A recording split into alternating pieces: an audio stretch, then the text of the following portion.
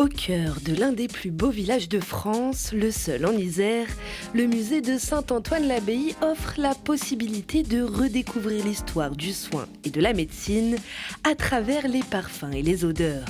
Elle commence dans l'Antiquité et se poursuit durant le Moyen-Âge. Au Moyen-Âge, on va avoir à la fois des pratiques de soins et de médecine qui vont considérablement évoluer grâce au savoir des religieux, mais également à quelques personnalités comme Hildegarde de Bingen notamment. Mais on a aussi, la société en tout cas médiévale, est confrontée à de grands fléaux. Et on pense notamment à la Grande Peste qui, en 1348, sévit. Les médecins à ce moment-là du roi en France vont conseiller de pratiquer de grandes fumigations. Là encore, on retrouve l'odeur, la bonne odeur, qui fait écran à la maladie et aux épidémies. L'histoire a été longue et mouvementée, le 19e siècle sera celui de tous les changements. Le siècle durant lequel parfumerie et médecine se séparent pour devenir deux branches distinctes.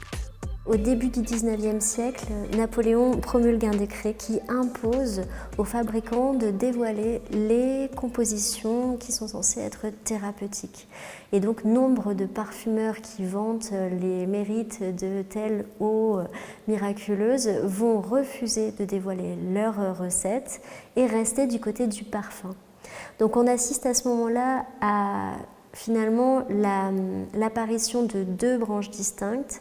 Le parfumeur qui va être du côté de l'apparence, de la mode, du bien-être, du raffinement aussi. Et de l'autre côté, les remèdes qui vont petit à petit être détachés de toute dimension olfactive.